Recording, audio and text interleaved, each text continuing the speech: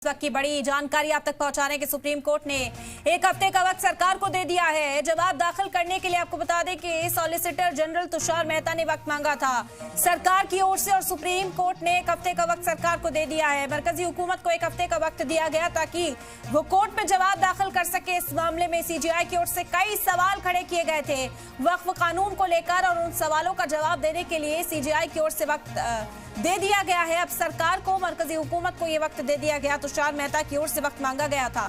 ये कहा गया कि कोई भी फैसला ऐसे ना सुनाया जाए, कानून लाया गया है सोच समझकर चर्चा कर, तो कोर्ट में भी उस पर दलीलें पेश करने का वक्त दिया जाए। तो जो तमाम सवाल इस वक्त उठाए जा रहे हैं, सरकार से पूछे जा रहे हैं, सरकार को भी वक्त दिया जाए कि तैयारी कर उन तमाम सवालों का जवाब दे सकें, जिस पर सुप्रीम कोर्ट ने अब सरकार को एक हफ्ते का वक्त दे दिया है। वक्फ कानून पर फिलहाल स्टे नहीं, सुप्रीम कोर्ट ने एक हफ्ते का वक्त मरकजी हुकूमत को दे दिया है ताकि मरकजी हुकूमत जवाब दाखिल कर सके। सरकार 7 दिन में जवाब दाखिल करे। सुप्रीम कोर्ट ने इस वक्त ये बड़ा फरमान सुना दिया। हम इस मामले में कोई फैसला नहीं ले रहे हैं। फिलहाल सरकार को वक्त दे दिया गया। मरकजी हुकूमत एक हफ्ते के अंदर अपना जवाब दाखिल करेगी। इस वक्त की अहम जानकारी आप तक पहुंचा रहे हैं। आज एक बार फिर समाअत वक्फ कानून पर थी। मुबश्शिर लगातार बने हुए हमारे साथ इस वक्त सुप्रीम कोर्ट में मौजूद हैं। मुबश्शिर, सरकार ने यह भी कहा कि अभी कोई स्टे नहीं, कोई फैसला इस पर नहीं, जो जैसा चल रहा है सरकार के जवाब दाखिल करने के बाद अब इस मामले पर आगे समाअत की जाएगी। क्या कुछ समझते हैं इस वक्त?